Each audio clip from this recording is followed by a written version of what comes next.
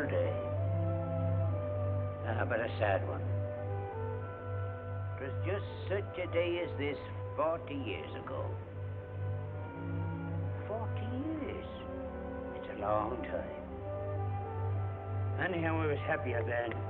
Much happier. We were standing here on this very spot, each of the night. We'd be standing here still if she wasn't so stupid.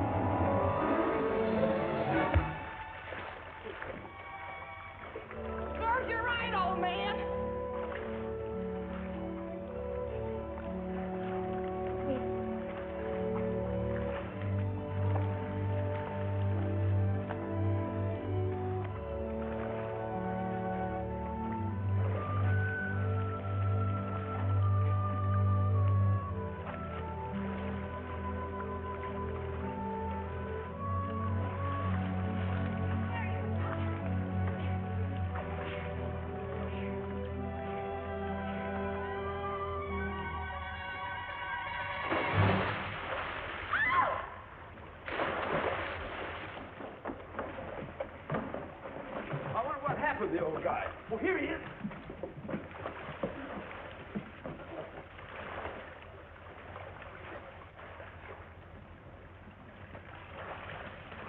Need any help? Well, I ain't diving for pennies. We got the old guy. Oh! Turn him over. Yeah. Work his arms and legs. Come on, Pop, snap out of him. His chin's cut. I clumped him. I had to. Poor old duck. I knew it. Try it. Try what? Suicide. Probably down and out. Oh, you're nuts. Nobody else help with an exit line. They do when they lose their nerve. He's coming out of it. Step aside, fellas. Okay, Pop, open those roly-boly eyes. Where's me hat? That's gratitude. Now he wants his hat. It's fresher than you. How do you feel? Well, I tell you, I'm a man that's allergic to water. Now, jump, Bother, jump, Bother. So you saved me life. Oh, it's nothing. Oh, isn't it, though? On second thought, I agree with you. Oh, Pop, you've got a lot to live for yet. Have I now? Well, what are you standing there keeping? You! If you're broke, maybe I can help you out. That's very kind of you. How? By getting you a job. What kind of a job? Kind of fussy, ain't he? I wasn't talking to you. You were saying, young lady. If you come and see me, maybe we can dope something out. I gotta hurry now. I'm late for work already. What's your name? Judy Peabody. Where can I find you? I work at the Stork Club. The Stork Club. What's that, a foundling home? Well, there are a lot of beautiful babies there. Well, take care of yourself, Pop. I will, thanks. Want a lift? Lift? In my car. No, thanks. I've got a car of my own.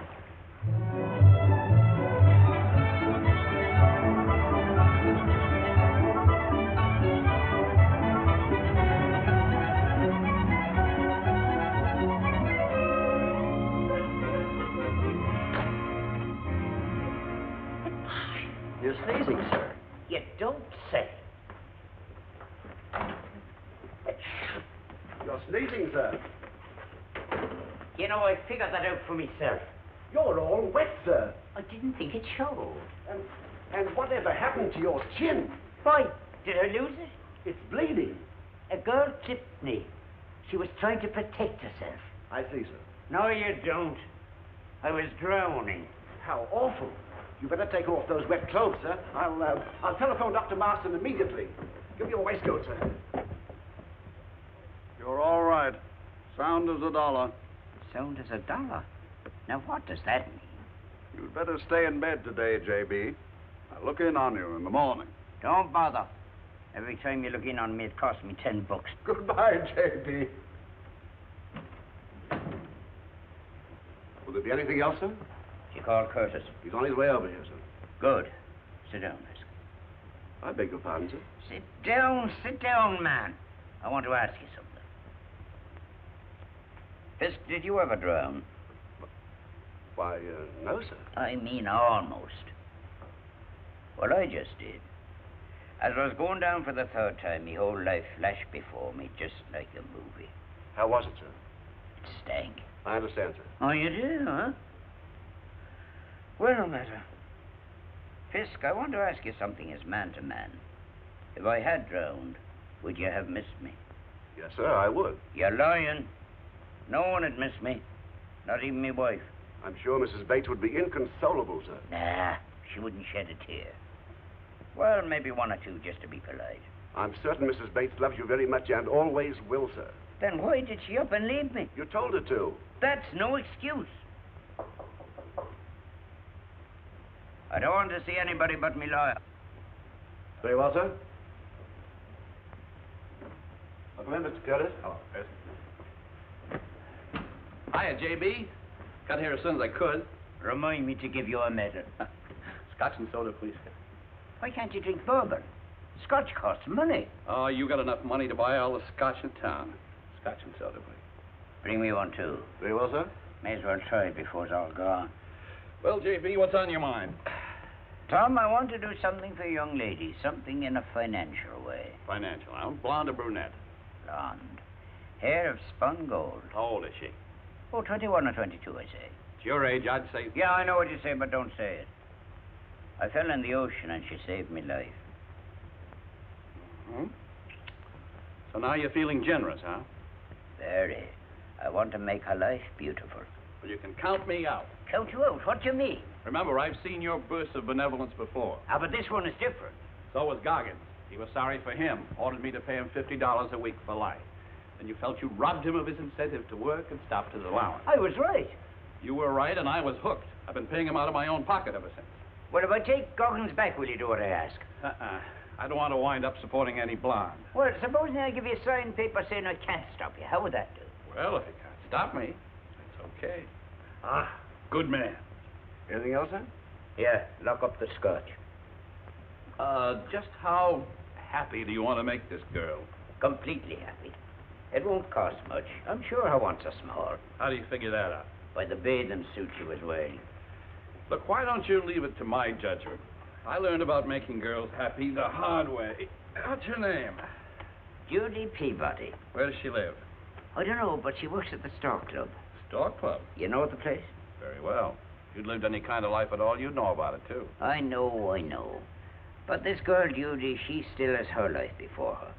At least I'll have the joy of making her future a bright one. I think you're on the level this time. Of course I am.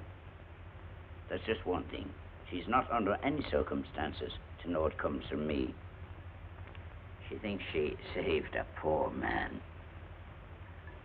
To Judy. To Judy, who works at the Stork Club and whose wants are small. I wonder.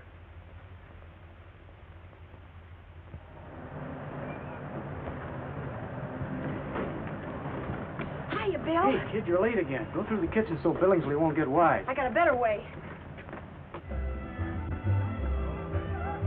So you finally got here. What'd you refuse tonight? Since when do I have to explain to the help? Oh, hello, Mr. Billingsley. I didn't know you were here. Yes, I happen to be one of the people I haven't borrowed from the place. Could I have a word with you? Oh, certainly. I'm all ears. Come with me, please.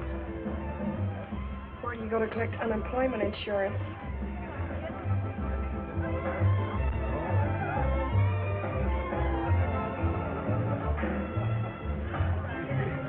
Hello, Sherman. Good evening, Dave. Maud, will you step into the pantry? One of the waiters, Rocco, was caught walking out with a ham.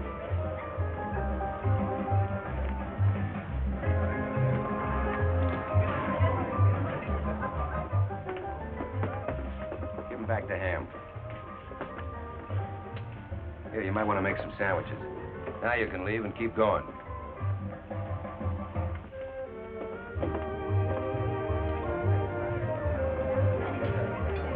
Dorothy Lamour and Party are Devil Tree. We sent her and the other lady a bottle of perfume each with my compliments. And no check. Yes, sir. She used to sing with the band here. Can't figure out why she left me. She's a star in the movies now. Yes, I heard that.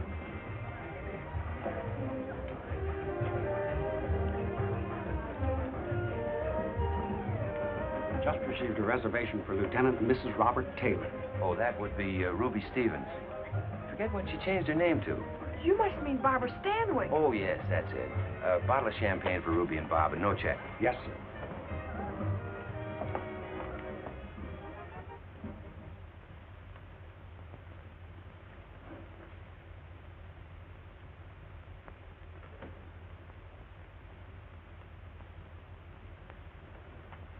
Tell me, Miss Peabody, what do you think of the Stork Club? Oh, swell. That was a nice tour we had just now. I operate this club along my own original ideas. Yes, sir. Particularly when you say no check. You see, the Stork Club is the mecca for celebrities from all over the world. They come here to eat, see, and be seen. As part of our audience, they attract an audience. Get it? Oh, now I do. I want the right people here, in the club and on my staff. And one thing I demand of my staff is punctuality, a fact you continue to ignore. Mr. Billingsley, I'm sorry. It's like this. I'm not interested in excuses. You always have excellent ones. Oh, but the things that happened to me, they're just fantastic. Now, this Now, afternoon... never mind. You understand, don't you? I think I do. Well, sure you do. You're smart. That's why I hired you. Yeah? A girl like you is an asset to the Stork Club. Honest? Why should I lie to you? Could I run it by myself? No. I need plenty of help, good help. People who think of me once in a while, like you. I've had my eye on you for a long time, Judy. You don't want to be a hat check girl all your life, do you? Oh, certainly not. Well, then use your head. Be on time. I like to see you around. Go along now. And I'm not fired for being late? No, but don't let it happen again. Oh, gee, thanks. It won't. I want you, above all, to set a good example for the rest of the girls. Okay, boss.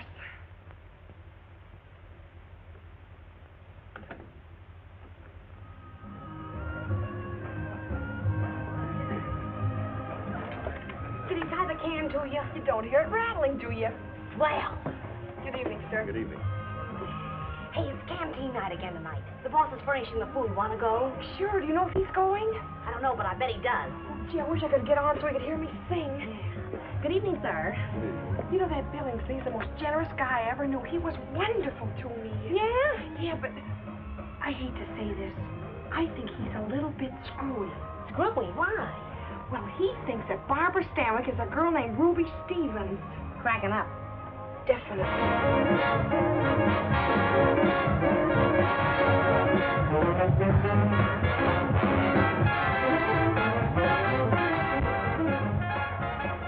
Say, this ain't bad. No, but I'll bet it looks that way. Ah, don't the music get you? He's had me. My boyfriend's a band leader. Yeah, where does he play? He doesn't. He's a Marine in the Pacific. I get you.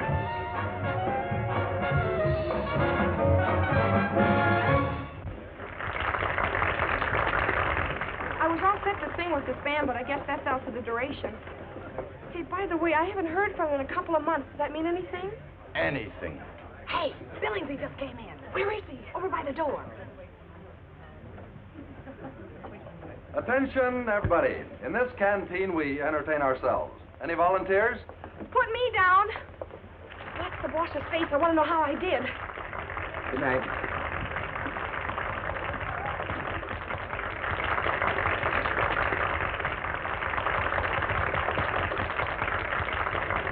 Of course, you can see I came totally unprepared.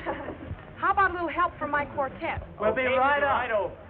Okay, fellas, hit it.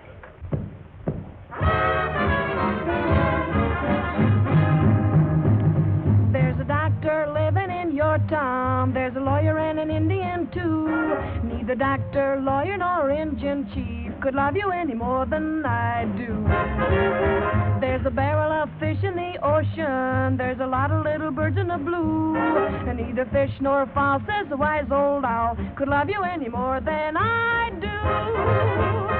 No, no, no, it couldn't be true that anyone else could love you like I do. I'm gonna warn all the dead-eyed dicks that you're the chick with the slickest tricks, and every tick of my ticker ticks for you. Follow through. Tell the doc to stick to his practice. Tell the lawyer to settle his case. Send the engine chief and his Tommy Hawk back to Little Rain in the Face. 'Cause you know, no, no,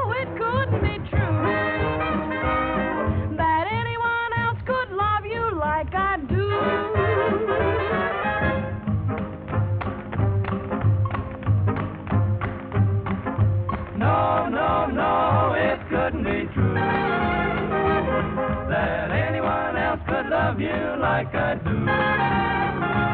And confidentially I confess, I sent a note to the local press that I'll be changing my home address for you. Follow through, tell the doc to stick to his practice, tell the lawyer to settle his case, send the engine chief and his Tommy horse back to Little Rain in the face. 'Cause you know, no, it couldn't be true that anyone else could love you like I do. No, it couldn't be true that anyone else could love you like I do. I'm gonna send a hot communique to warn the boys down at Cripple Creek that every dimple of your dimple cheek is mine, so to speak. Tell the doc to stick to his practice, tell the lawyer to settle his case, send the engine chief and his Tommy Hawk back to Little Rain in the face. 'Cause you know, it couldn't be true that anyone else could love you like I do. Like I do. Like I do. Like I do. Like I do.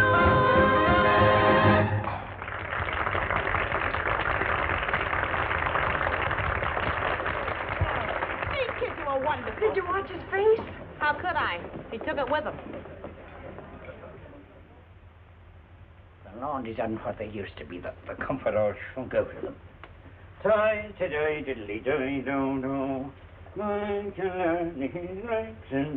assured you you'll get the letter at 2 o'clock. Sure, I'm sending it by special messenger. Good. I got to be there. I got to see your face when she gets it. You see, I'm a nosy kind of a Santa Claus.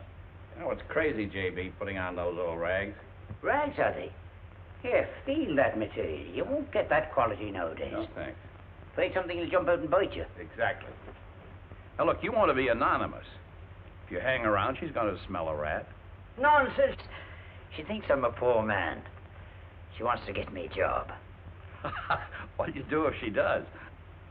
Never gave it a thought. That's a nasty complication. Well, I'll cross that bridge when I cross it.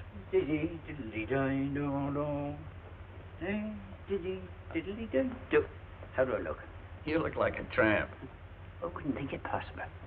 Look at the head start you got. Nothing you can say can annoy me today. Come on, drive into town. I wouldn't walk to the corner with you.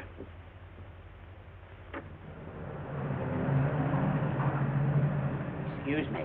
I wonder would you be kind enough Here to... you are. And don't tell me you're going to spend it on food. Well, how dare you? I ought to...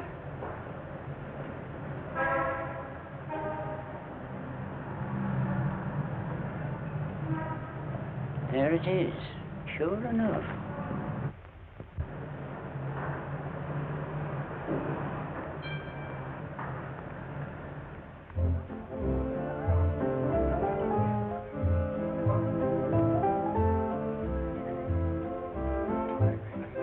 Check your hat. Pop! How are you, Judy? How have you been anyway? I've been managing. Anyhow, you're still alive. Is he? Oh, Gwen, this is Pop. I pulled him out of the ocean. Why? Young lady, what kind of a question is that? Have you no feeling for your fellow man? Not a shred. Oh, don't pay any attention to her, Pop. Listen, you stick around. I'm going to see what I can do about getting you a job. No hurry at all. At any time. Don't want to work, huh? I'm beginning not to like you. Don't encourage it. Look, Pop, you want to make something out of yourself, don't you? He already has. Look at him. You do want to work, don't you? Well, not if I can possibly escape it. I'm not easy placed. I have limitations. What'll I do with them? Throw him back in the ocean. Oh, I can't do that. Oh, thanks. But I am going to get him a job. Hey, Pop. Fooler, take a powder. I wonder what your mother was like. Mr. Coretti, how are you fixed for help? Help? Do you mean there's somebody who wants to work? Well, I ain't thinking you'd be talked into it. Judy, for a good wage, I would give both of my right eyes. Oh, he's more the busboy type. Then I'll give only one. Well,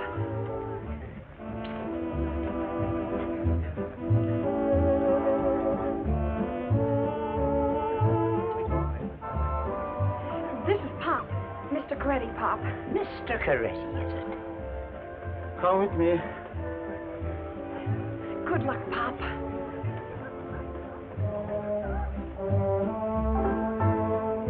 What happened? Coretti snapped him up like that. I bet he hasn't worked since Sing Sing. I remember what I said. Don't pile too many dishes on one tray. Be courteous to the waiters. To the waiters? Yes. We can get all the customers we want. And you'll wait.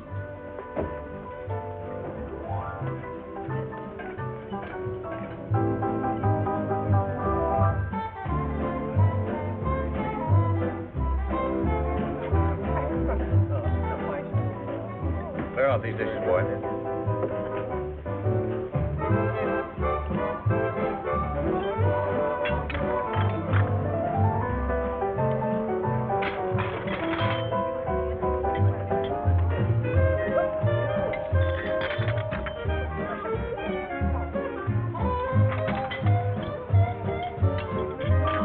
I'm not finished with this yet, boy. You are as far as I'm concerned. What's the matter with him?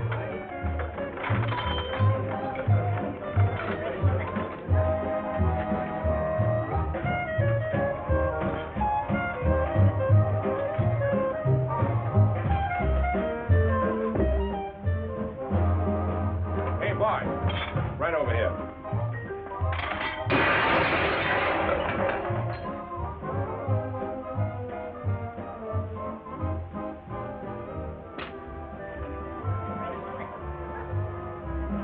Well, Pop, when do you start? I've already finished. What? Short hours. It's the union I belong to. Now, Pop, come clean. I'm sorry, and I hope you'll think none the less of me for being the kind of man I am. It's not that I'm not grateful to you, because I am. That's okay, Pop. I'll think of something else. Oh, no, you won't. You go over there and sit down. I'll be off in a few minutes and we'll talk about it. Well, we can talk about it, I guess. Why don't you give him a couple of bucks and let him go?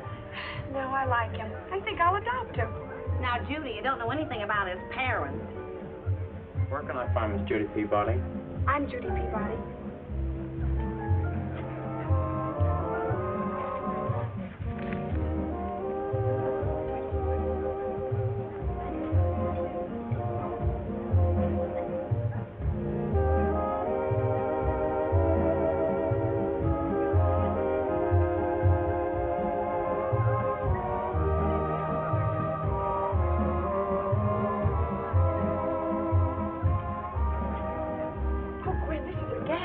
Not to me, it isn't. What have you been up to? Nothing. Why? That line, you have been most accommodating. That's a lie. I wouldn't take that too seriously. Somebody thinks very highly of you. I'll say they do. Nothing like that ever happens to me. Do you think it could be on the level? It's a cinch to find out. That's right. Locks Fifth Avenue's the biggest store in New York. They sell everything from a baseball bat to a diamond lavalier. Who needs a diamond lavalier? A very vulgar. If that letter means what I think it does, you'll need a baseball bat. I'll try it out on Pop. On me? We'll take you to the men's department and get you outfitted from head to foot. If it works, we'll buy out the joint.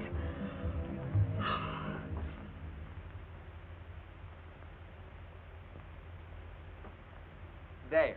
A complete metamorphosis. Well, thank you to keep a civil tongue in your head. We'll take two more, a blue and a gray. Oh, gee, Pop, you look wonderful. I'm proud of you. I wish I could share your joy. Is this cash or a charge, miss? Charge. Thank you. Mr. Hanson! Mr. Hanson! Wait, that's a house detective. Your name, please? Judy Peabody. Your address? The store club. You live there? What fun! Shall we send this, Miss Peabody? No, we'll take him with us. Hanson, credit manager. Miss Peabody? Why, of course, Miss Peabody. It's a pleasure to welcome you to Locks. I'm glad to meet you, too. We've been expecting you. Then everything's all right? Perfectly in order. Where are the mink coats?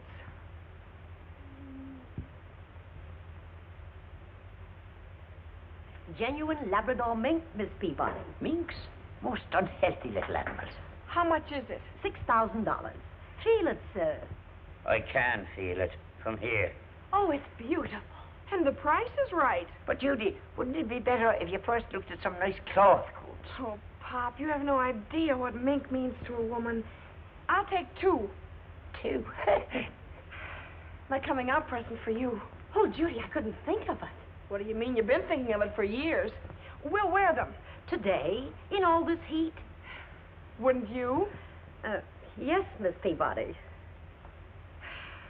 Miss Peabody's the young lady in white. But, Judy, it's August and one of the hottest days in the year.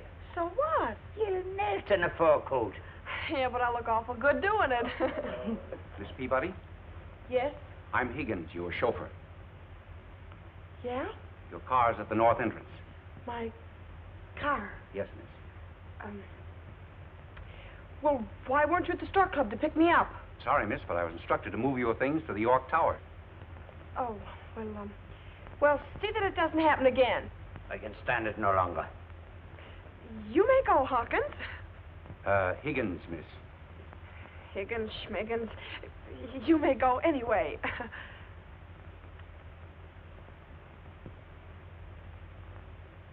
Curtis, what are you trying to do to me? That girl is here buying fur coats in bunches like bananas. Well, you wanted to make her happy, didn't you? Sure, I wanted to make her happy, but not hysterical. Cars, chauffeurs, York Towers. The girl will break me. Well, JB, if she does, you can always come and stay with me. I don't want to stay with... I keep them out of the sun as much as possible. We'll get a couple of parasols. That's a good idea. Call again, Miss Peabody. We will if we're in town. Where have you been? Getting me second wind. And now for the dresses.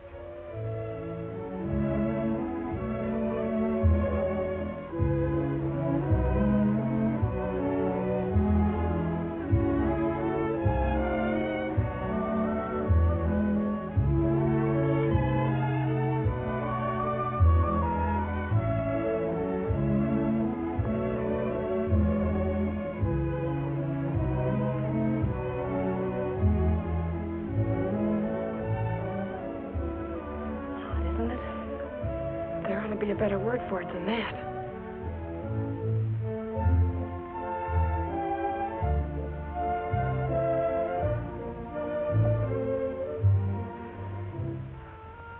Shall we take them off? I'll die first.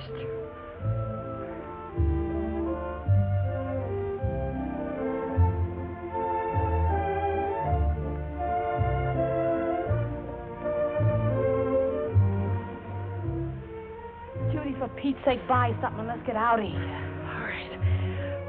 Miss? Yes, Miss Peabody?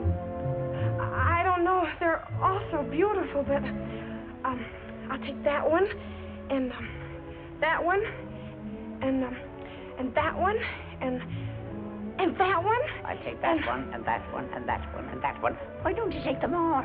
All right, Pop. I'll take them all.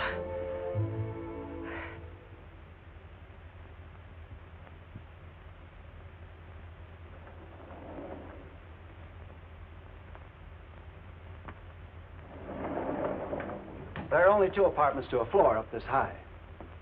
Who has the other apartment? It's vacant at present. Why don't you minute and protect yourself? Would you be having an aspirin on you? No, sir, I'm sorry. This way, Miss Peabody.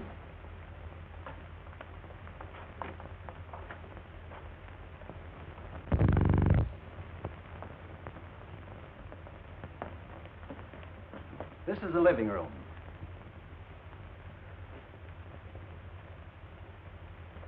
Shall I take you through the rest of the apartment? No, we'll do that later. If there's anything I can do, just call me. Thank you, I will.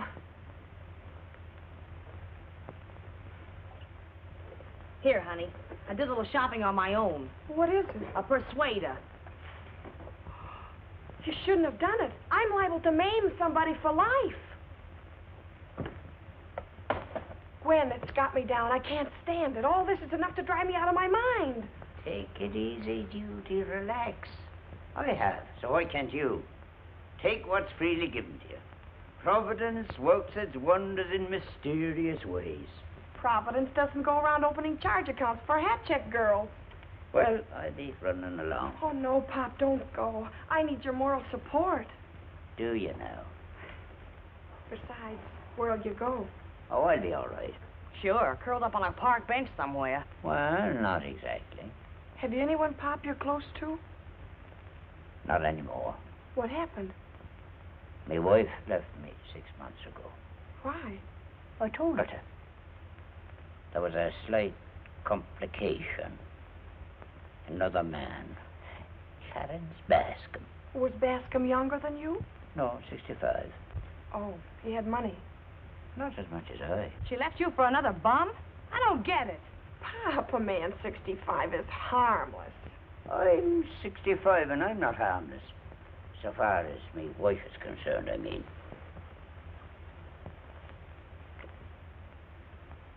That's her picture. Isn't she lovely? Yes, Pop. I think the whole thing must have been your fault. Why does everyone side with Edith? Now, Pop. Till you get yourself straightened out, you better stay here with me. All right. Only I'll have to leave you from time to time. Now, Pop, you gotta give up all that panhandling. From now on, I'm taking care of you. Now, go pick yourself out a room. I want to talk to Gwen. All right.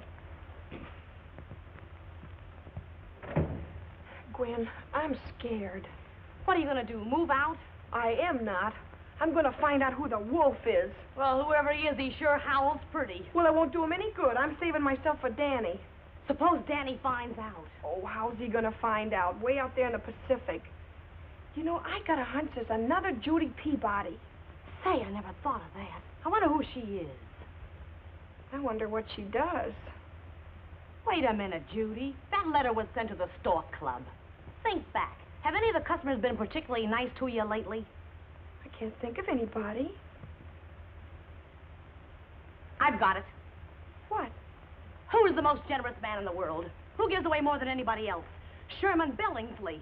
Billingsley? Oh, no. I've been there over 3 years, and I've never even seen him look sidewise at anybody. Just the same, he's around 40, and that's a dangerous age. You know, he was awful nice to me in his office yesterday. Well, there you are. I'm awful glad you bought this baseball bat. Why? Sherman Billingsley's going to look pretty silly with no teeth. Are you quitting the job? No, I'm not. But I'm going to play sick tonight. I got to have time to think this thing over. Do you want me to tell him? No, I'll phone.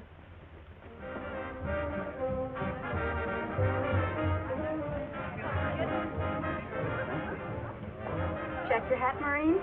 I'm looking for Judy Peabody. She's not on till 9 tonight. Still works here, huh? Oh, that's great.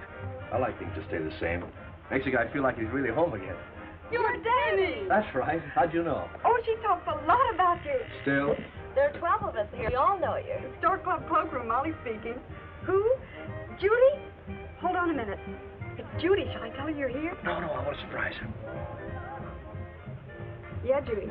Yeah. Yeah, okay, where are you? York Towers? Oh, uh-huh. So long. She's at the York Towers, suite 32A. York Towers? What is she doing there? Nothing you gotta worry about. Yeah, that's right. You're still head man. Oh, sure, I know that. I was just thinking I'd like to see her right away. And you know how it is. Well, get going. You want to see what I brought her? Sure. Take a look. You probably think I got it in China. Well, didn't you? No, Frisco. Oh, she'll love it. I hope so.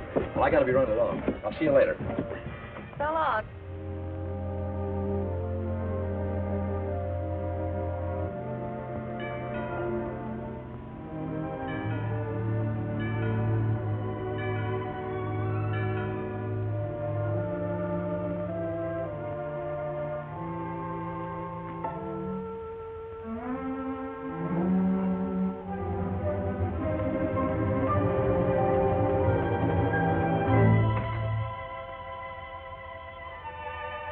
Hello, kid.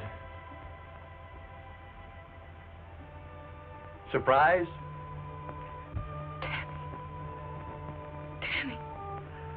Danny! Are you all right? Sure, I'm all right. Move, Danny, move. Do something. Will I? Baby, how I've waited for this.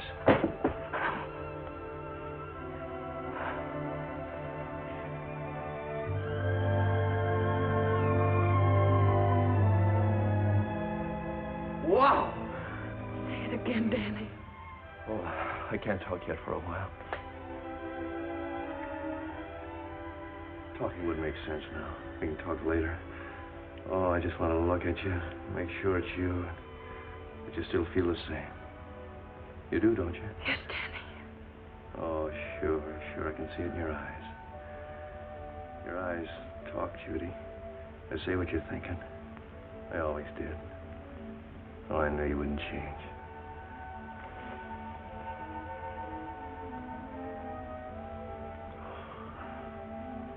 Say, I've got some good news for you, honey. You're good news to me. Yeah, but wait. I got a band all set to go. So soon? Oh, wait till you hear them. The pick of the country, top men.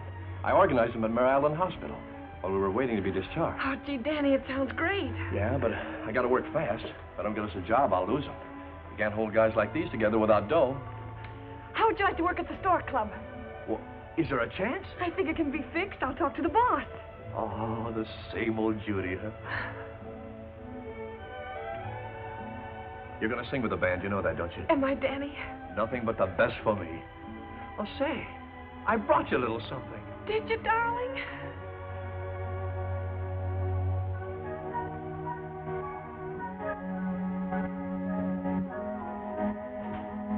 This isn't very much. Oh, Danny, it's beautiful. Try it on. I had to guess at the size. As if you didn't know.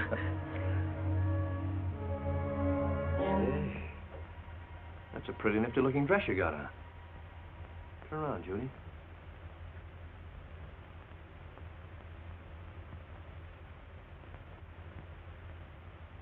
Yeah, very nifty. Do you like it? Yeah. Business must be good in the check room. Where are we, Judy? Let's try the jacket on. Oh. Whose apartment is this? Well, in a way, it's mine, Danny. In a way? Yes. What kind of a way? In a perfectly innocent way. You live here alone? Well, practically. Well, I picked myself out a fine room. Who's that? The butler. Butler? Mr. Butler. This is Mr. Wilton. Danny Wilton. Can it be? Danny, the young man you're in love with. Now, look, who are you two trying to kid? Oh, honest, Danny. Mr. Butler knows all about you. Yeah? Well, I'd like to know all about Mr. Butler. Oh, that's easy. And this apartment. Well, that's not so hard either. Well, not for you, I guess. All right, I'll tell you. I inherited some money. I see. From an uncle who's in oil. Of course, the income's only temporary. The will's being contested in Tulsa, Oklahoma. By whom? Some Indians. Relatives? Oh, only on my father's side. Stop it, Judy. You're being ridiculous. All right. Do you want to hear the honest truth? Well, yes, go on. Well, it's like this. It's him.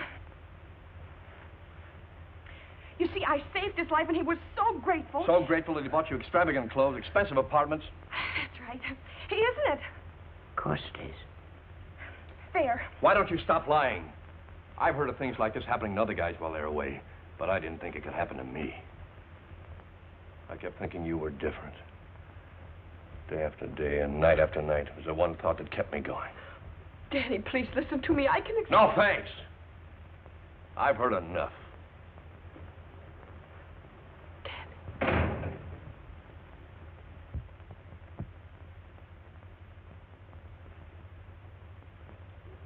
How did you make up that story about it being me? How could I tell him the truth when I don't even know it myself? Why didn't you show him the letter? Oh, fine. Then he'd think the worst. The letter says I've been very accommodating. Oh, if only he'd come home yesterday. I'm sorry this happened. Maybe I could help you to find out who he is. Oh, but you don't understand, Pop. You see, I think I know who it is. Oh, you do?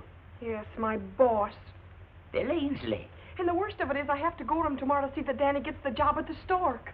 Now, Judy, promise me you won't do anything we'll both be sorry for. What do you think I am? Don't answer that. Any calls? Judy at the cloakroom is here to see you. Oh. Well, okay, tell her to come in.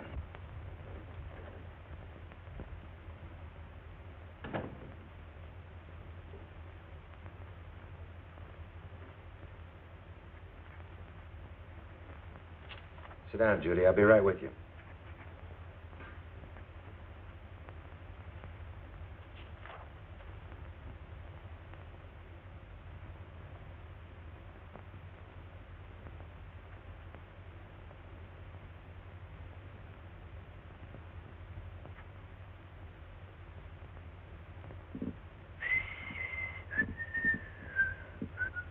Is anything wrong? Not yet. What's the matter with you? Nothing. Everything's fine. You've been very nice to me, and I appreciate it. It's nothing. Oh, no? Certainly not. Look, sure, Mr. Billingsley, that's right about my being under no obligation, isn't it? Your only obligation to me is to be on time and do your work properly. I don't get it. There is one thing, however. What? We'll get along much better without these surprise visits. I get it. Oh, I almost forgot what I came here to tell you. What's that? I have a little suggestion. Well, is it about the check room? No, it's about... Well, don't bother then. I want to make a deal with you. You take care of the check room and let me run the stork club. Do you mind?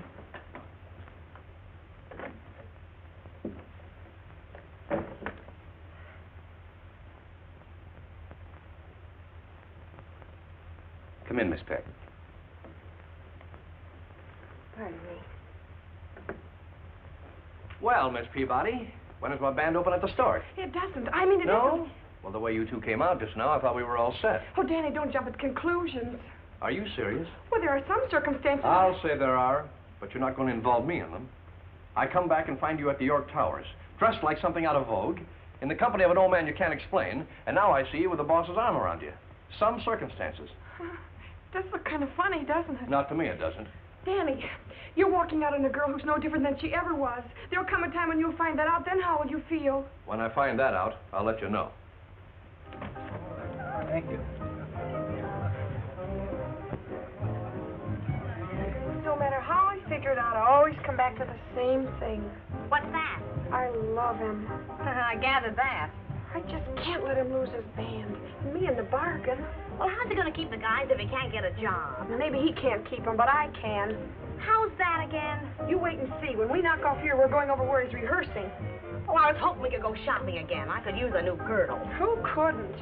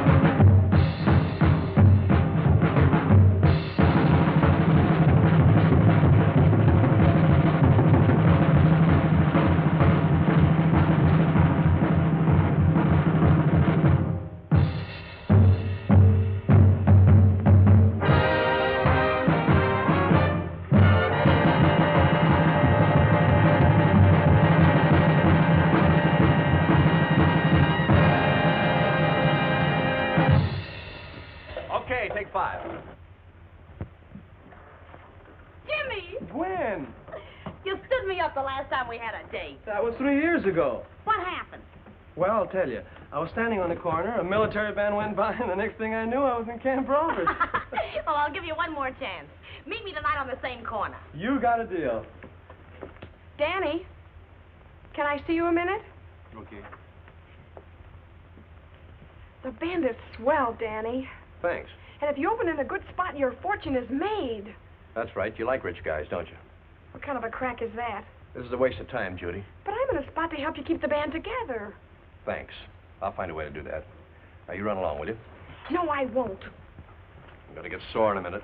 I'm sore now. This is very embarrassing. Don't blush so easy. You ought to. Get smart. I'm loaded like a transport. Will you blow? It's Land-Lease. Don't be a chump. No. Well, thanks, Judy. Nice of you to drop in on us. Don't mention it, Danny. Well, fellas, you're all set. From now on, you have nothing to worry about. You're all moving in the York Towers as my guests so you get in the right spot. Hey, now, wait a minute. Oh, Danny thought maybe you fellas wouldn't like it. Why not? Tell us more. Nothing doing. I won't stand for it. Can you make us a better offer? Well, no, but we'll get started eventually, and then... Never mind that. I'm all for it. What do you guys say? Well.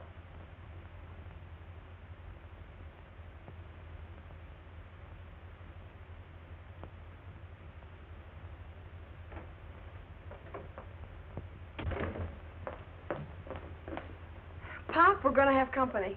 I'll put my shoes on. The Wall Street Journal. Pop, you slay me. You seem in mighty good spirits. In a way, I am. I'd like to speak to the manager, Mr. Gray. You made it up with the young man? No, Pop, that's all off. Ah, that's a pity. Mr. Gray, this is Miss Peabody. Is the apartment next to mine still vacant? It is? How many rooms has it? 12? That's fine. I'll take it. You can charge it to my account. Or in about an hour.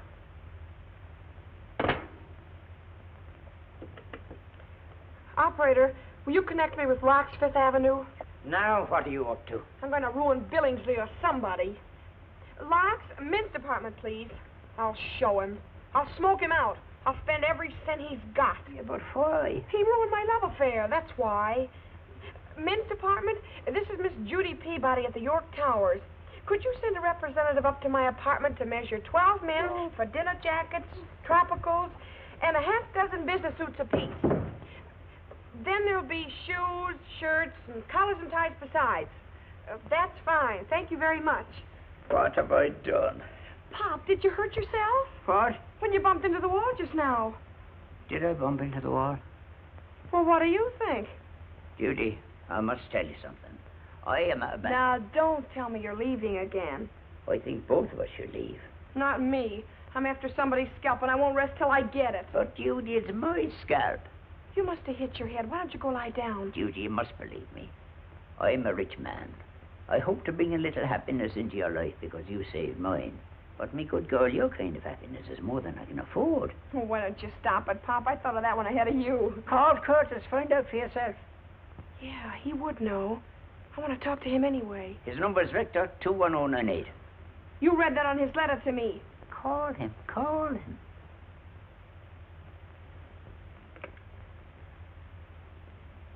Get me Rector 21098, please. Well? Oh, yeah, put her on. Hello, Miss Peabody. How are you? Yes? Uh-huh. Of course, of course. All right, I'll be right up. Now, either you're crazy or I'm going to be. We'll soon find out. Come in. Sorry to intrude. You're not intruding. I have the key and we're all set. There's only one thing I'd like to make clear to you. I'm accepting your hospitality because I have to. But I want you to know that you're going to get every cent back. Every cent, do you understand? Yes, Danny. Young man, I like you. I like your ideas. I like the way you talk. I like everything about you. I wish I could return the compliment. Goodbye. A fine lad. Yes. That's one of the things that's the matter with him. I'll get it, Pop.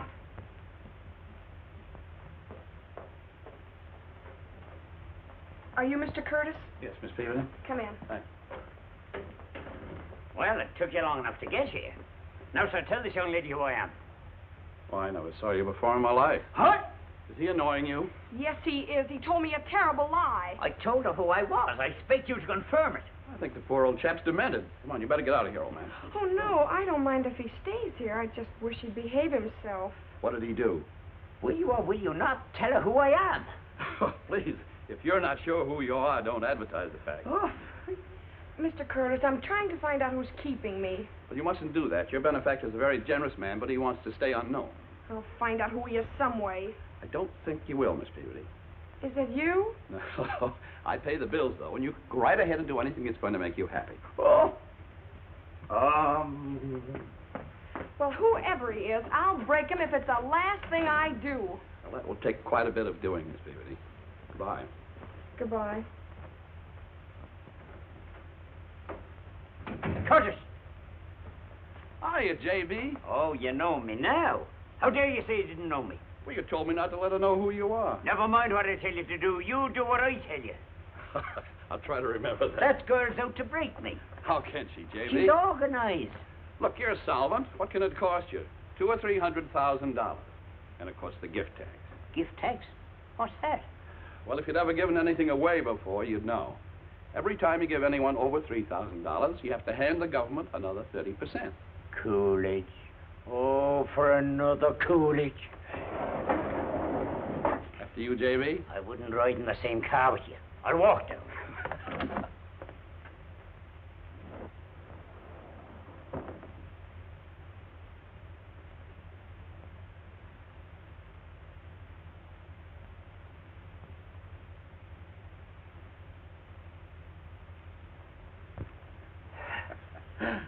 Well, did you enjoy your stroll, J.B.? Well, at any rate, it gave me time to think things over. You know, you could have walked down one flight and taken the elevator at the next floor. I was so mad I never thought of it. Well, I'm glad you're feeling better anyway. Tom, I love that girl, Judy, dearly. She reminds me of Edith when I was courting her. But I can't bear to see money spent foolishly, particularly mine. Well, I thought you wanted to make her happy. That's it. It's making her miserable. How? She has a heart set on a horn, Tutor. What kind of fella is he? An independent kind of chap. I like him. Well, get them married, then you're off the hook. Kurt, as much as I hate to admit it, I think you're right. But it's not going to be easy. Why not? It's jealous of me. See you?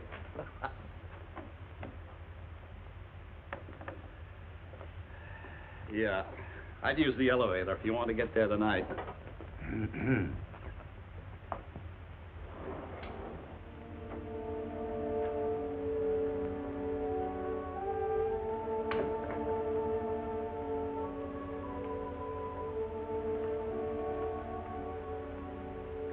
Judy. Yes. I want to ask your forgiveness. I don't know whatever possessed me to act like I did. Neither do I. How could you make up such a lie? What was the point? I guess my poor old brain isn't what it used to be. Pop, I'm sorry. But I still have my lucid moments. And if you let me stay around with you, I'll help to bring Danny back to her senses. Pop, if we only could. I beg your pardon. Don't let me interrupt you. Oh, Pop. Well, that's the way things stand, Danny. I can't place you for at least 2 weeks. But I'm willing to stake you and the boys in the meantime. We're being staked now. The guys are getting other offers from bands that are working. And I can't hold them together 2 weeks longer. That's a tough break. But keep in touch with me, though. You never can tell. Yeah, I will. So long. Thanks, Barney.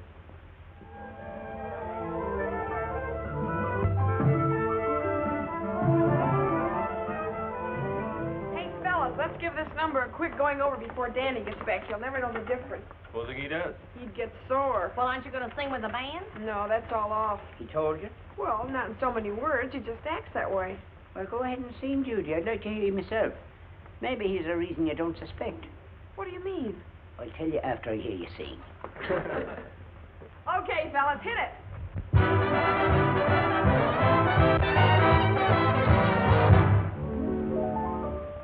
When I was young, I found it grim to gurgle in the social swim. The do's and don'ts and la-di-da to me were just a lot of blah. I used my silver spoon at birth for throwing meatballs at my nerve. I always chose to thumb my nose at smarty clothes and party pose. I've ditched the rich and sable set to join the kitchen table set. I used the wrong fork at the stork of New York. My manners ain't fit for a goop.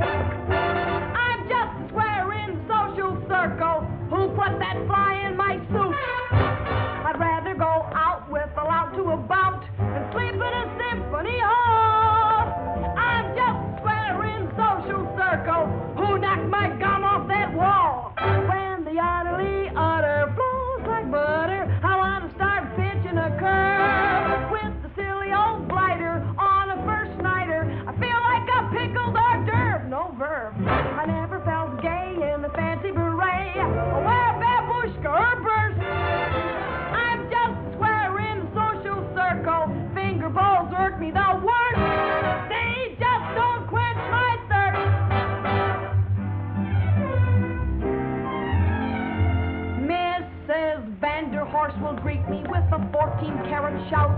My dear, you've simply got to come to my daughter's coming out. Her daughter is a Frankenstein, a Dracula and mink. When she comes out, each stag will shout, good brooks, I need a drink.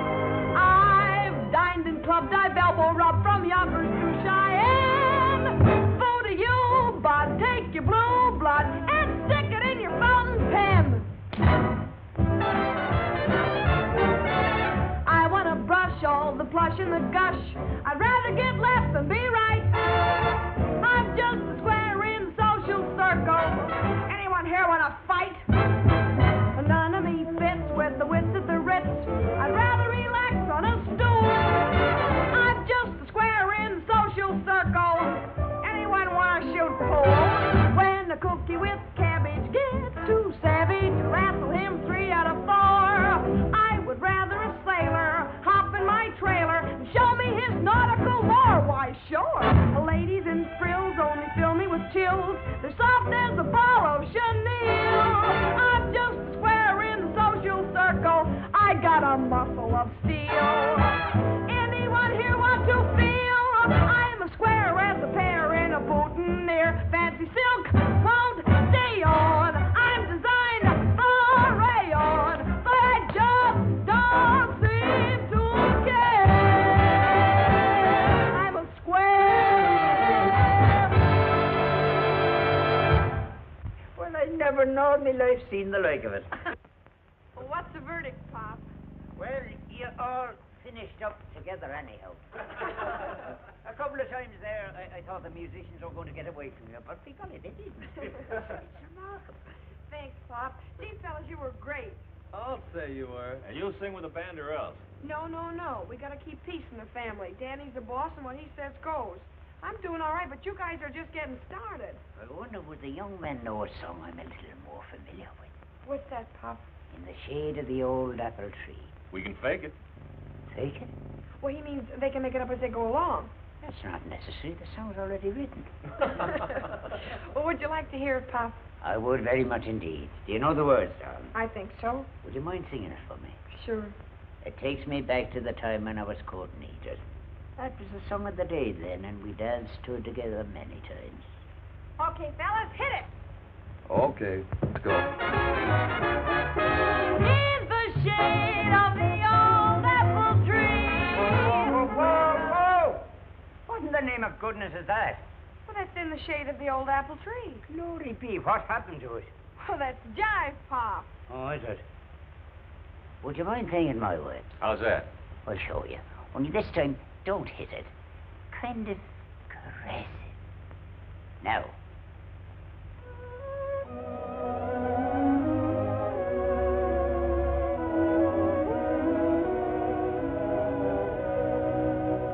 In the shade of the old apple tree, where the love in your eyes I could see, when the voice that I heard, like the song of the bird, seemed to whisper sweet music to me.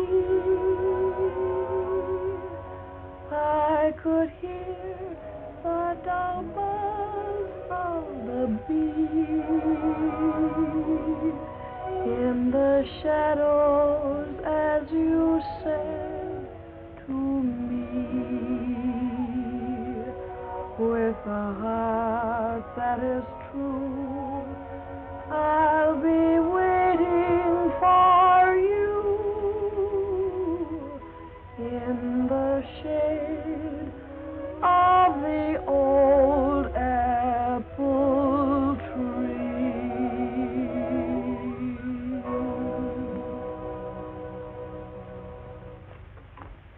What a torch he's carrying. What? His wife left him for another guy. Well, let's get his mind off her. Take the chorus of your song again, Judy. 1, 2. I want to brush all the plush and the gush. I'd rather get left than be right. I'm just a square in social circle. Anyone I'm sorry, Danny. We were just killing time till you got here. No, that's all right. You should rehearse. If the band went to work, you'd have to. Am I your singer? You were going to be. But looks like all bets are off, fellas. There isn't a chance of us getting a job for 2 weeks. 2 weeks?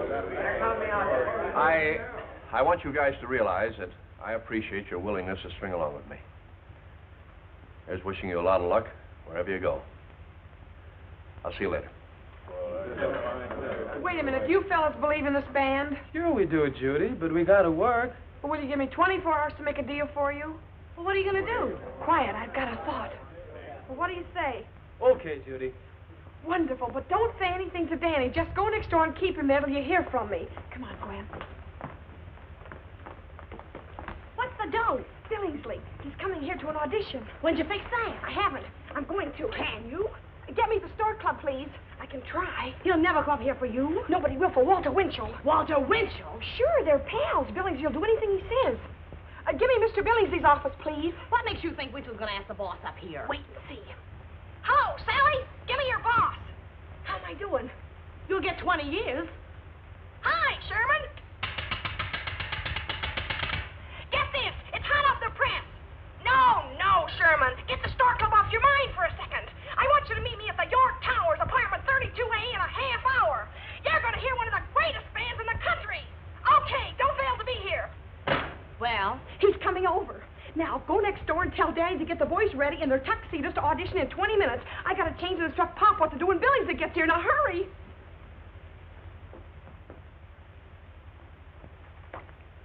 Are you nervous, young man? No, but I'm puzzled. I can't understand how Judy arranged this. Oh, she has a way with her. Apparently. Mr. Billingsley? Yes. Come in. Where's Mr. Winchell? He had to leave, but he'll be in touch with you. That's so? Mr. Wilton, Mr. Billingsley. Well, how are you, son? Very glad to meet you, sir. Walter Winchell tells me you've got a great band. He did? Well, I didn't know I knew. Anytime he doesn't know about anything, I want to hear it. Well, yeah, but he's never... Well, I'll take Winchell's opinion anytime.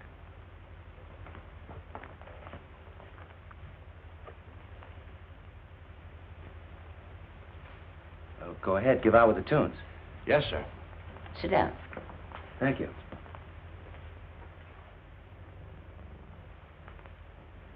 Okay, boys.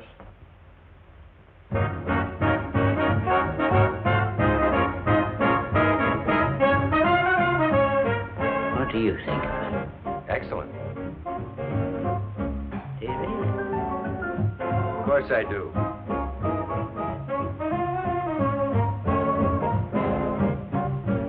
I can't understand.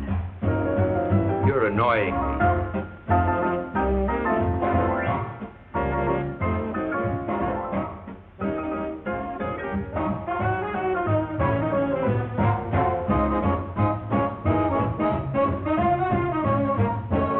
I'm beginning to like it myself.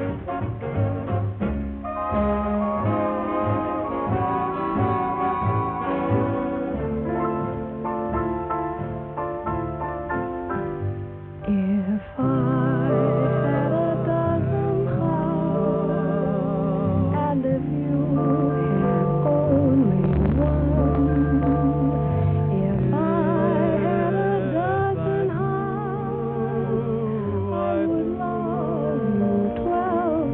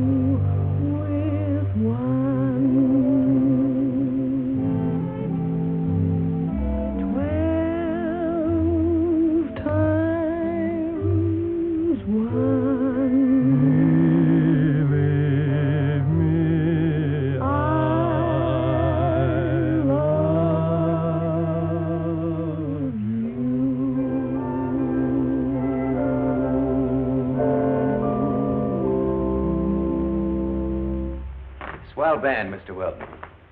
Thank you very much. But you, Judy, you were great. And I'm not too surprised either. I always knew you were tops, but I didn't think you had all that talent besides. It's a terrific kick for me to have Judy come through like this. Just goes to prove you can get so used to a person doing one thing that you fail to realize they can do anything else. Can you understand that, Mr. Wilton? Oh, sure, I understand it. Very well. I'm proud of you, Judy. Thank you, Mr. Billingsley. You haven't heard the best yet. Sing the waltz from Judy. Nothing doing. No waltzes. There's never been a waltz played in the Stork Club. Huh. Can't be much of a place. The Stork Club was built on soft, peppy music, and it never stops. That's why I have 3 orchestras, understand? Oh, he understands. Good. You open tomorrow night. So come and see me in the morning, Mr. Wilton. We'll make a deal and sign the contracts. He'll be there, Mr. Billingsley. Oh, and by the way, Judy, I'd know that voice of yours anywhere. Besides, I was sitting with Mr. Winchell when you phoned. Good night, all. Annie, we're in. Oh, Danny, isn't it wonderful? I don't think so. That's what you wanted, isn't it? Yeah, but I don't like the way I got it. Why not? What's wrong with it, son? Well, I don't think a band was ever engaged under such circumstances before. An expensive apartment to rehearse in, all the food we want to eat. The boss arrives for a nice, cozy audition, and we're hired. Well, what could be sweeter? I don't want any part of it. Now, look, Danny. You can't let personal feelings do us out of the best job in town. That's right, Danny. No, and I won't let him. I know how Danny feels and maybe has a right to. Maybe he hasn't.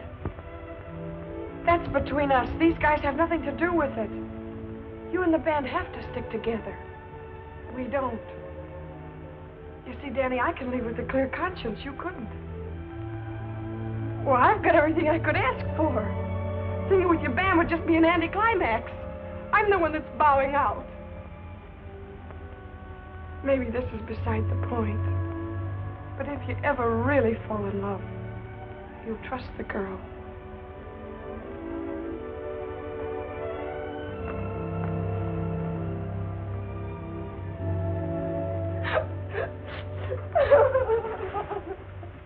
Oh, gee, honey, don't cry. Everything will be all right. Why do girls always have to go for dumb guys? Maybe it's because it makes us look smart. Well, I am smart. Maybe I've been acting like I'm dumb, but I've got a brain somewhere in my head, and I'm going to use it. Judy, what are you doing? I'm going to send these things back where they came from. Oh, why? Nobody can buy me. There isn't enough money to make me forget who I am. I've got character I have. I'm not so easily tempted. I can't be bought by a few measly... No, sir, I've got brains.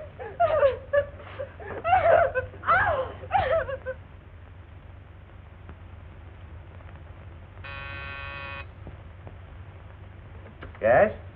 Judy Peabody to see you. Oh, fine. Send her in. Well, good morning, Judy. I've got a little surprise for you. I don't want any more surprises. What's the matter with you? We can't go on like this, Mr. Billingsley. Like what? I'm in love with Danny. Well, that's all right with me. Well, it's not with him. You're all mixed up. I know I am, and I don't want to be. He's as jealous as... Jealous? Well, certainly. Who wouldn't be after all the things you've given me? I've given you... Oh, Sherman, don't be so anonymous. Say, listen. I'm a married man. That's why you ought to be ashamed of yourself. Oh, I've got to get you straightened out. Now, get this. I never gave you anything. Ever. Huh? Why should I? What are you in my life? Well, I don't know, but somebody's behind this. I know this fella, Curtis. He comes to the Stork a lot. He won't talk, though. I've asked him to tell me. Well, don't worry about it too much, Judy. I've been in this town for years, and nobody ever gives anything away for long without letting you know why. You just sit tight. You're a clever girl. Stick to your singing. It's your real future. But I can't sing with the band the way things are between Danny and me. Well, either you do or I don't want the band. Oh, I'll open tonight. Don't worry about that. Atta girl. We'll be very happy together. I understand, Mr. Billingsley. No, you don't, but you will. Come in. I want to straighten you out, too. Don't lose your temper. Why not?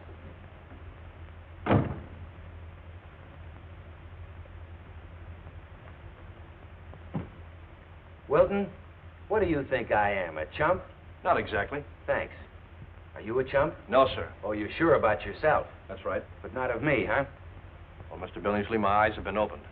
How would you like somebody to close them again? Can't we settle this like gentlemen? Well, now you're talking my language. I like you, Wilton. I like your band. And I like Judy. Yes, sir. Don't say yes, sir, like that. Sorry. Come here. Look at those photographs. Take a good look at them. Those are the only women in my life. That one's pretty young, isn't she? That's my daughter. Oh. They all are except my wife, and I'm married to her. Oh, I see. It's about time. Well, I'm sorry, Mr. Billingsley. That letter should have tipped you off. Tom Curtis isn't my lawyer. Tom Curtis? What letter? Oh, she didn't show you the letter. No, and I wonder why. Well, forget I mentioned it to you. Now, I've had enough of you two. Keep your personal affairs out of the Stork Club. That's all. Yes, sir.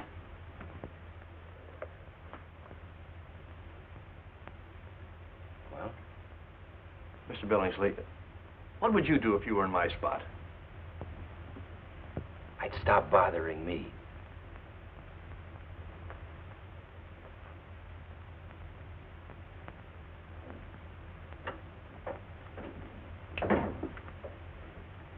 Danny! Well? What happened? Nothing much. Billingsley's okay. I was wrong about you and him. There, you see? No, I don't. You don't? It's got to be somebody. Oh, well, you know who it is. I told you. Pop? Certainly. Oh, how could it be? Well, he's a very rich man, and a good man. Wait till you meet his wife. Have you? Naturally. Why do you look at me like that, Danny? We're never going to get together if you don't believe in me. Oh, Judy, I wish I could. Oh, you've got it, Danny. It's the only way it'll work out. Hi, Judy. Oh, hello, Mr. Coretti. How's your friend Pop, the boss boy? Oh, oh, that was a very funny gag, wasn't it? Yeah. He breaks $32 worth of dishes, and she calls it a gag. Who was he? An old mix she brought around. He had a brogue that thick. Somebody owes me $32 for dishes. Oh, Danny, I can explain it. Sure you can. But break it in on somebody else. I want to speak with Mr. Curtis. He's not in yet? Why not? He's not at home either. Never mind who it is. I'll call again. Hi, Pop. What goes? I was calling your lawyer. My lawyer? That man Curtis, I was trying all morning. For what? I thought he might speak to Danny on your behalf. Well, that wouldn't do any good. It might. I'll go to my room and brush up a bit before I go out. Jealousy is a terrible thing. Love should be tolerant till truth breaks through the clouds of doubt. Gee, that's beautiful, Pop. Who said that? I did.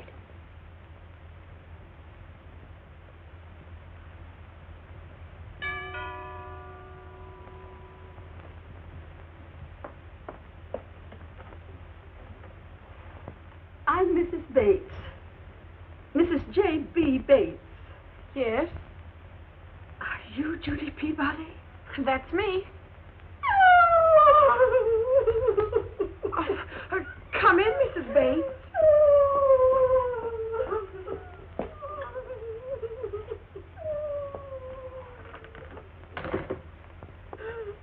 I know now I've lost him. Well, I'll be glad to help you look for him. A friend of mine in the building says he lives here. Well, a lot of guys live here. A lot? How many? 12 or 14. You poor child. Well, what instrument does he play? He used to play the zither. Oh, well, he's not with these cats. Cats? Why don't you try the Salvation Army? I'm sure my husband wouldn't be there. Oh, I'll bet you mean Pop. Oh, he lives here with me. You admit it.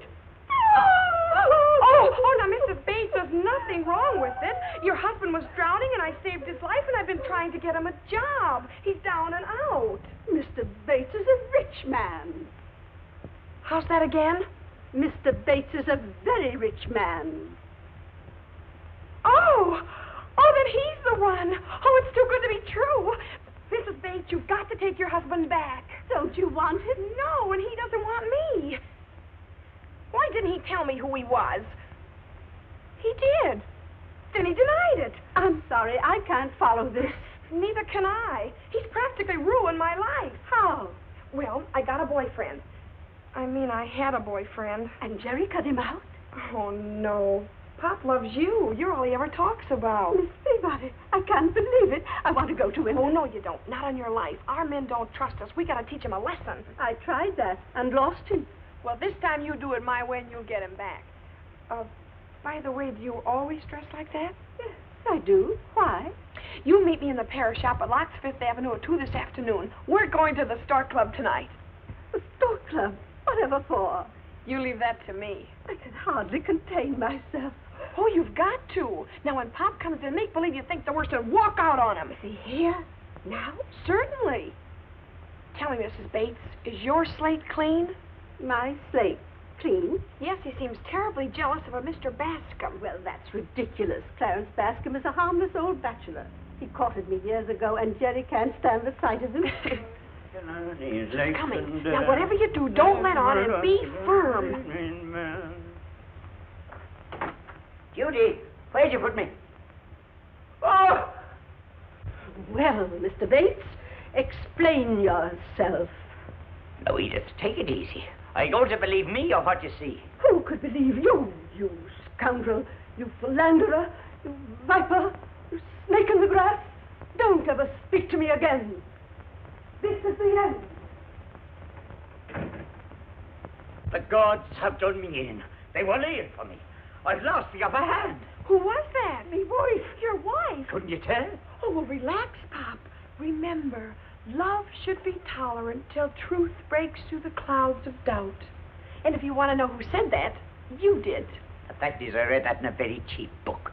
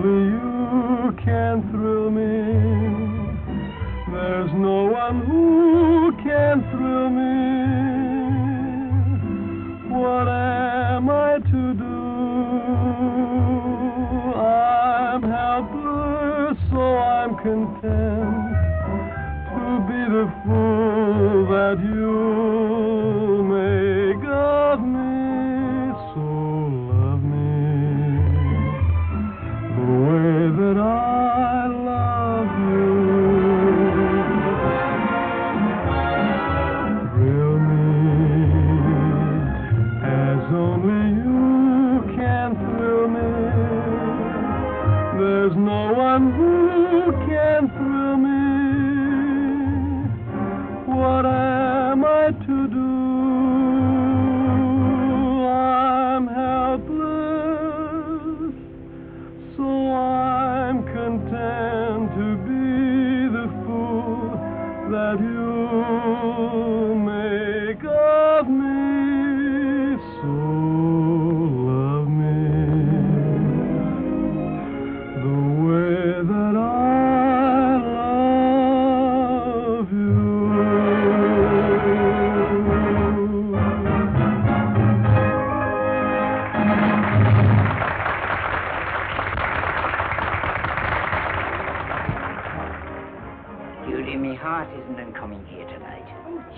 Pop, you'll have the time of your life.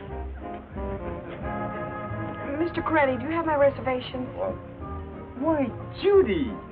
Yes, Miss Peabody. This way, please.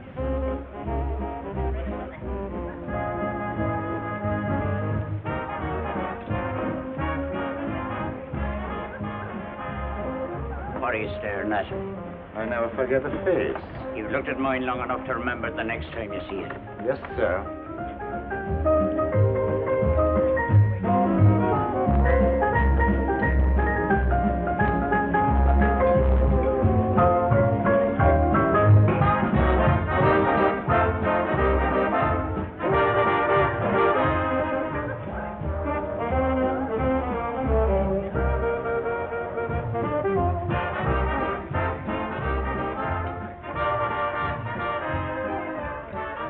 Just remember. Shall I put the $32 for the broken dishes on your bill, sir? Yes, and add $5 for yourself and forget you ever saw me. It would be a pleasure, sir. 'Tis mutual. Would you like to order now, Miss Peabody? Yes, I'll have some ginger ale, please. And you, sir? The same, with about 3 fingers of bourbon. Yes, sir. Do you drink a lot, Pop? Well, I'll tell you, I can't get a lot.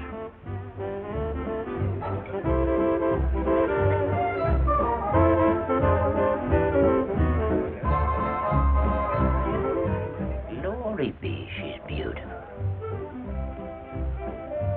Take it easy, Pop.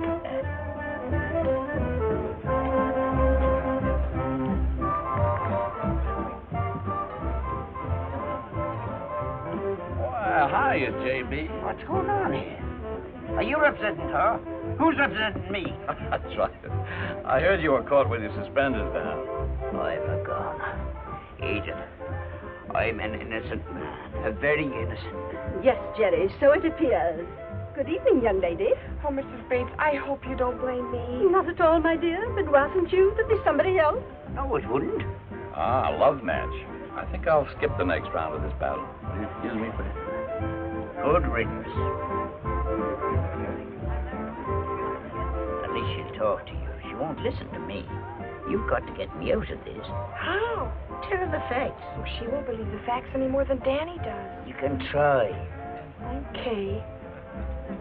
You were great. You've got him on a hook. He's really squirming. I don't think I'll be able to go through with this, Judy. Well, you've got to. If you nail him down right this time, he's yours for life. She says she's going to divorce you and marry somebody who appreciates her. She can't. I'll fight it. I'll take it to the Supreme Court. Tell her that. You're out in front by 20 lengths. Don't carry it too far. Leave it to me.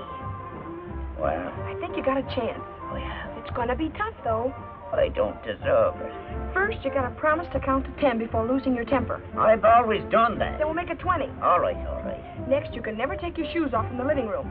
A man can't live under those conditions. Will you or won't you? All right, all right. And? Oh, there's more. You must promise never, under any circumstances, to be jealous of Clarence Bascom. Bascom? Ah, I see it all now. She'd tie me hands behind me back for the rest of my life, would she? No, no, not if I know it, she won't. Oh, it's very slick of you. Very slick of you indeed, Mrs. Bates. You and your stipulations.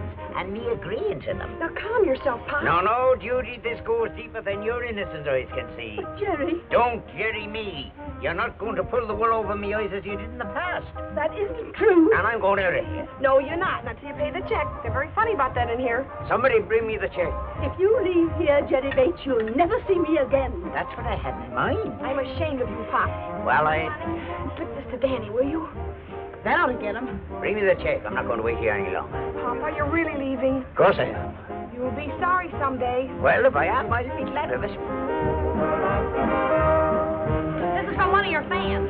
Thanks.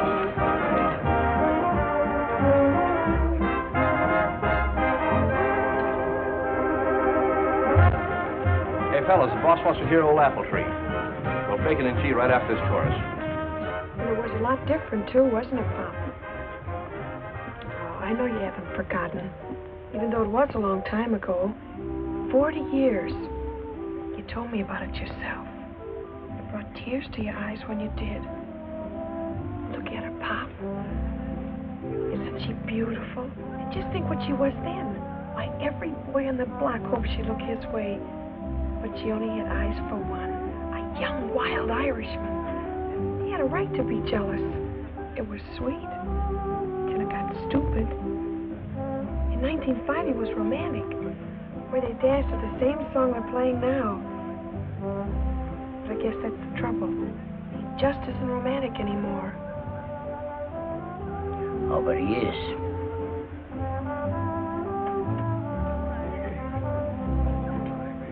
Edith, will you dance with me once again to the tune of our song? I'd be pleased to, Jerry. If... I know what I'm saying. I'm sorry. Well, I am. And it comes from the bottom of my heart.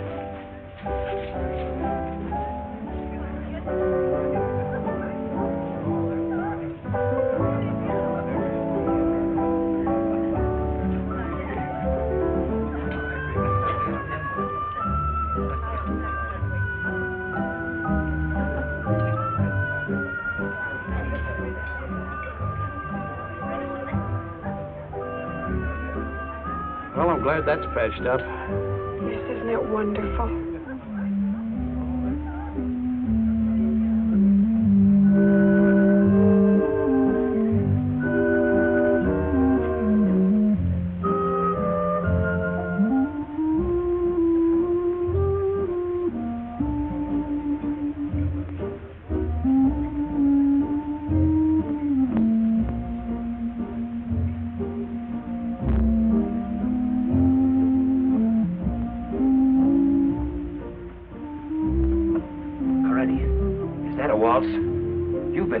Is it?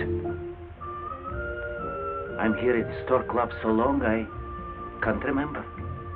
No, it couldn't be a waltz. They wouldn't dare. No, sir.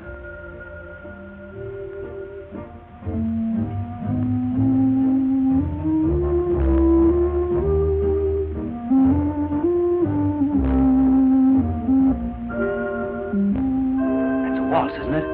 Yes, sir. Well, what's the idea?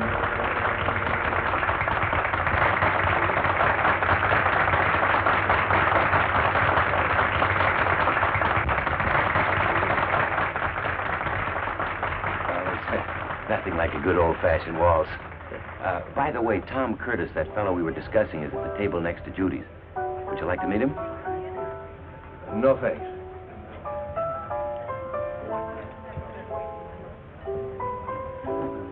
Hey, Tom. Take over. Do me a favor, will you, Gwen? Sure, what? Go and tell that guy Curtis he's one on the phone in the first booth. Okay, then. Mr. Curtis, you're wound on the telephone in the first booth. Thank you. Excuse me?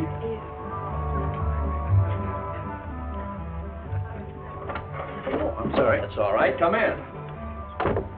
Mr. Curtis, I'm Danny Wilson. How do you do? It's rather close in here, isn't it? I liked it that way. Well, it's much more comfortable out at the bar. Uh-huh, but Billingsley's got a rule. Anyone who fights in the Stork Club is barred for life. Well, I kind of wish I'd been barred yesterday. Look, Mr. Curtis, some time ago I was in a cave about this size with a Jap. Well, as you gather, I'm here to tell the tale. What happened to the Jap? I know I'm supposed to double over at this point, but there really isn't room up there. Mr. Curtis, there's only one thing I want from you. Well, I hope I've got it. I want the truth about that letter you wrote to Judy Peabody and everything that's behind it. Oh, is that all? Well, that's very simple. Miss Peabody saved Mr. Bates from drowning. He wanted to reward her and still remain anonymous. It's all very innocent, I assure you. Oh, well, thanks, Mr. Curtis. That's great. So can I buy you a drink? Yes, you can. If you want to be sued within an inch of your life. But Judy, dear, you've given all your time to us. What are you going to do about your young man? I'm just going to tell him the truth. But you can't do that. You've already told him the truth and he doesn't believe it. Pop, what can I do? Tell him another lie. What lie? I haven't worked anything out. I've seen you at work and I've every confidence in your ability. All right, but you've got to back me up. We'll do that in more ways than one. While Edith and I were dancing, we talked about a little surprise for you. Oh, Danny, you know Mr. and Mrs. Bates. How do you do? Danny, I have to sing with the band or Mr. Billingsley's going to let us all go. That's his privilege. I won't till you believe in me, and I know you won't let me till you know the truth. That's right. But, Danny, you're going to hear it right now. I'm listening. It started many, many years ago, in 1849, wasn't it, Pop? Yeah, 49. That's right, in the summer. It was the year of the gold rush. Yeah, I saw the picture. How'd you like Charlie in it? Stick to the subject. Well, you see, it started the day I saved Pop from drowning. That's when he first discovered who I was. I have a strawberry mark on my left thigh, and my bathing suit doesn't cover it. Pop noticed it. You'll see it someday. Well, Pop casually mentioned that his father knew a man in Alaska with the very same marking. They shared a claim in the big yellowtail mine. Interesting? Very. Oh, I mean the way Judy tells it. I know the story well. But I never get tired of hearing her related. Go ahead, Judy. Thanks. Well, right about here, I think I ought to mention my grandfather's map. Oh, very good-looking man he was, too. The map of the mine. Yes. Pardon the intrusion. Well, my grandfather was lost in the blizzard of '51, and Pop and his father have been looking for me ever since. Pop changed his name to Butler while searching for me. Well, of course, now you're very rich. No, and this is the part you won't believe. The man that Pop's father thought was my grandfather turned out to be no relation of mine at all. Well, how did you find that out? My grandmother told me. Well, now that makes sense. Why didn't you tell me that in the first place? I didn't think you'd believe it. Oh, Judy, you underestimate me. You see, I do believe in you. Now, doesn't that make you eligible to sing with the band?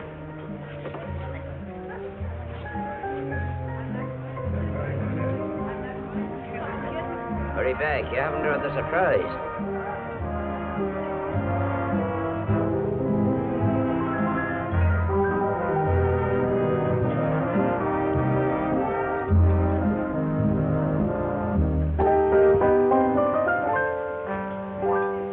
If I had a dozen hearts, and if you had only one. What a liar. If I had a dozen hearts, I would love you 12 times 1. Yellowtail mine. If I had a dozen lips, I would say Grandfather's map. 12 times a day. Strawberry mark. Darling, I love you. Well, seeing is believing. If I had a dozen arms, they would all be holding you. But I forgive you. If I had a dozen dreams, in your arms they would all come true. Know why? Although 'Cause I love you. I know a dozen hearts are fun, I couldn't love you much more than I do with one.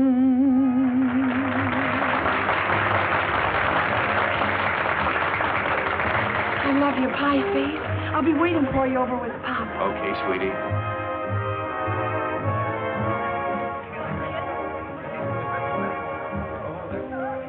That was lovely, Judy. Thanks. Well, Pop, what's the big surprise? Judy, you saved me twice. When I met you and tonight. I can't repay you, but I have an idea. I've discussed it with Edith, and we hope you'll be pleased that I'm going to mention you in my will. Oh, no, that's out, Pop. Not that I don't appreciate the thought and all, but, I don't know. I don't seem to be able to get along with money. My happiness will come with Danny singing with the band on those one-night stands. Bad hotels, bad food, but we'll be together. We'll be riding on Cloud 9 just outside of heaven. I see what you mean, and I think you're right. 2 young kids in love might get all mixed up with $1 million in the bank. $1 million? Keep talking, Pop. Maybe you can change my mind.